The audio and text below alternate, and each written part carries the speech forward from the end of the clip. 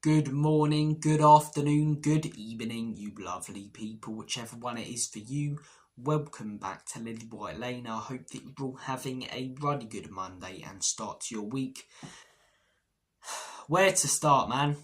Where to start? Spurs 1, Leicester 2. That was the full-time score yesterday. I felt pretty emotionless after the game, pretty drained. It didn't really affect me that much, the result. I've woken up this morning and I just feel depressed and down about the state of the football club. I really do. It's really gotten to me this morning. You know, from top to bottom, this club is completely and utterly rotten. The owners, 24 plus years of failure. They need to go. This manager, tactically inept and clueless. These players overhyped. The likes of Ange, as I say, stealing a living. Everyone at the football club has to take accountability for the situation we're in right now, because it should never be this bad and it should have never gotten this bad. I see a lot of people saying we're in the same situation again. No, we're not. It's been bad before. We were in a bad situation under Conte. We were in a bad situation under Jose. Never got this bad. We were never 15th under those managers. We were never fighting to stay up. And this guy has been backed more than those managers and is doing a worse job in his second season where you expect more results. I'm sick and tired of the state of this football club at the minute. I really am. Something that gets thrown at me and a lot of other Spurs YouTubers who are more glass half empty, so to speak, you know, is that we're toxic, negative, and we revel in Spurs losses. We enjoy it when Spurs lose so we can get the clicks and we can moan and groan. I want my club to be successful, man. Speaking for myself, I love this football club. I've grown up loving this football club. It's a family thing for me, man. Me and my dad sitting down watching every single Spurs game, looking forward to it. I don't look forward to the games anymore.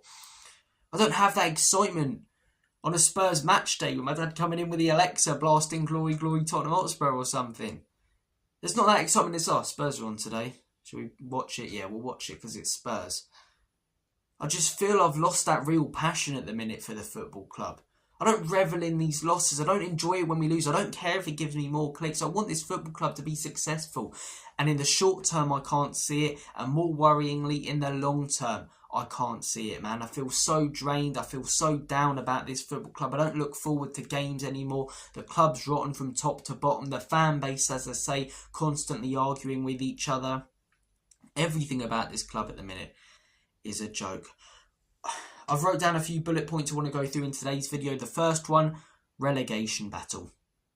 Talked about as a bit of a joke a few weeks ago. It's not anymore. When you are losing to teams like Ipswich at home, when you are losing to teams like Leicester at home, when you are getting outclassed and outplayed by sides like Everton away, in the words of Michael from My Man and Partridge, it's near laughing matter. It is not a laughing matter anymore when it comes to Spurs and relegation. Because I'm looking at our fixtures from now until the end of the season. I'm 75% sure or around that we'll win against Southampton at home. Right at this very moment, I can't see a win. I'm not over 50% sure that we will get a win in any of our other games this season. Brentford, are we going to win that? I highly doubt it. We've got Man United, as I say, coming up soon. Are we going to win that? I think they're a better club than us. I think they're a better team than us. I think they've got a better manager than us, even though they're completely and utterly crap this season. Then we've got that tough run of games, the likes of Fulham, Manchester City. I just don't see a win. I do not see a win in the near future or the long future, to be honest. I genuinely think if we stick with this guy, right, we will go down. We will go down. And you know what, right? I hear a lot of people saying that, you know, once we get our full team back, then we'll be ready to go.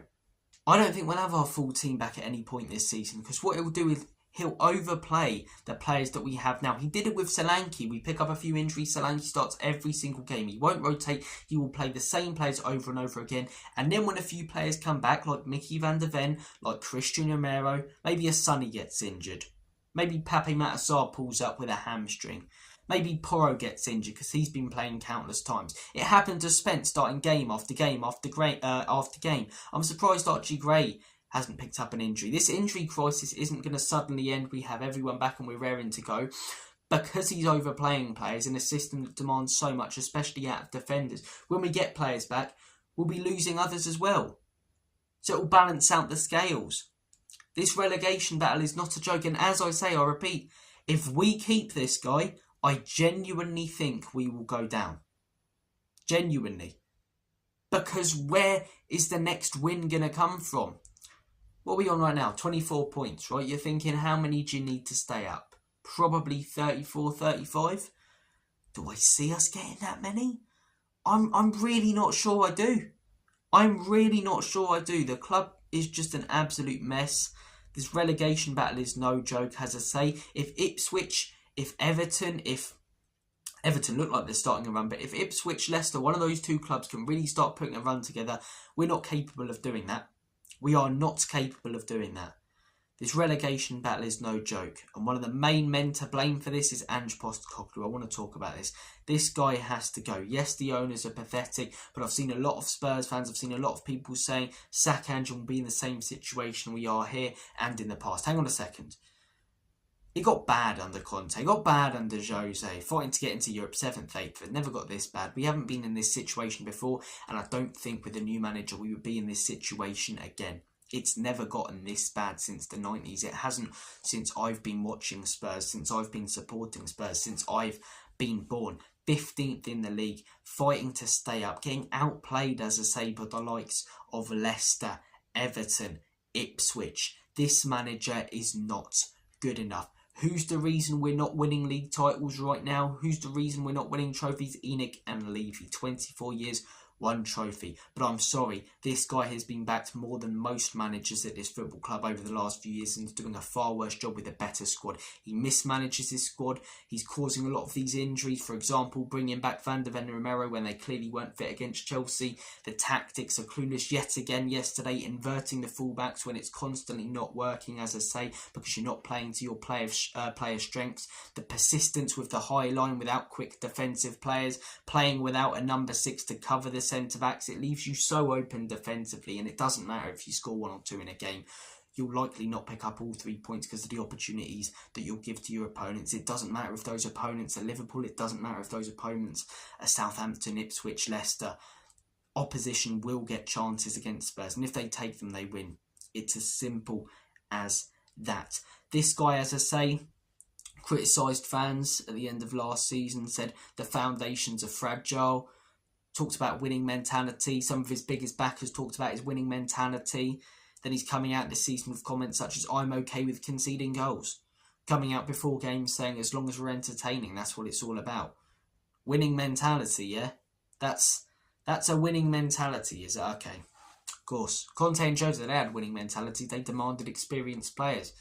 And with crap squads, they got us competing for trophies in Europe. Jose got sacked before a final. Antonio Conte had us in the top 4 when he left and finished top 4 in his first season. No Spurs manager has been able to get that since 2019. 2018-19, that season. 5-6 years on from that now. This guy has to go, man. He has to go. And I see a lot of people saying who could come in. Genuinely, there's a list of people who I'd want. But I'm looking at every manager right now in the Premier League and I'm saying to myself, do any of them, halfway through their second season at Tottenham Hotspur, with 300 million spent on them, have us 15th in the league? No, they don't. No, they do not. My choices, I think, try and go for them. Iraola, Thomas Frank. Try and go in for those managers. I'd take an Allegri, to be honest. I would. I get that people say, oh, you're going from attacking to defensive, but I do think these players, as I say, might be more suited to a defensive system. These players are definitely overhyped. They're not title contending players, trophy winning players, but they're better than 15th, and that's down to the owners. The foundations have always been fragile at this football club in regards to the players and how much they want to win things. This manager hasn't helped at all, but as I say, these players are overhyped. You see Stan accounts for a lot of them when they're really not that special. We're almost trying to...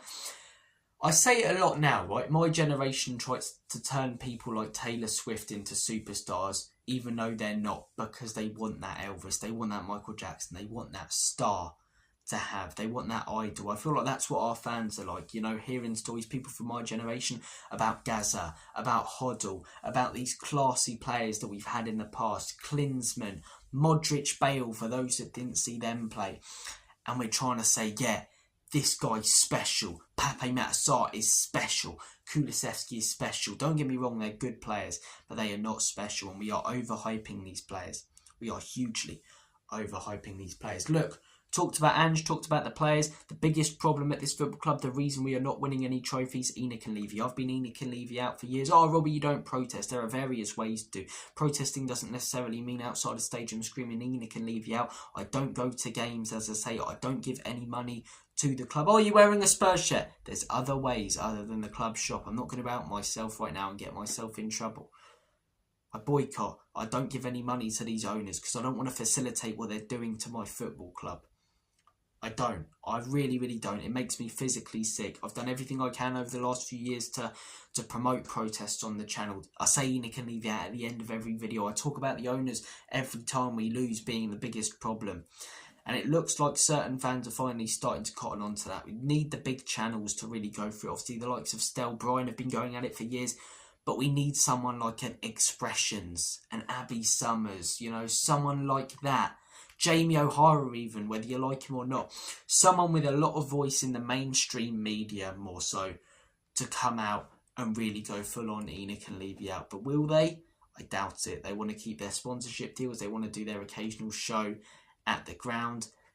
It won't happen. So, look, for me, there seems to be a new sort of movement. Enic And Levy Out, the banner yesterday, as I say. I really hope it works out. It's one of them, though, for me. If we win 3 games in a row, which I don't see happening, but if we win 3 games in a row, will those banners still be out? Will those screaming and shouting fans on shows still be there? Or will we just move on again? Like what happened when the Enic And Levy shouts were really loud in the stadium after that Man United, or when we were 2-0 down to Man United a few years ago after that 6-1 against Newcastle. These owners are the biggest problem, despite the manager, despite the players not doing a good enough job. The owners have to go. Look, it's been a short debrief. I didn't want to keep you guys too long, feeling pretty down about the game yesterday, to be honest. So take care, do something you enjoy, have a good one, and as always,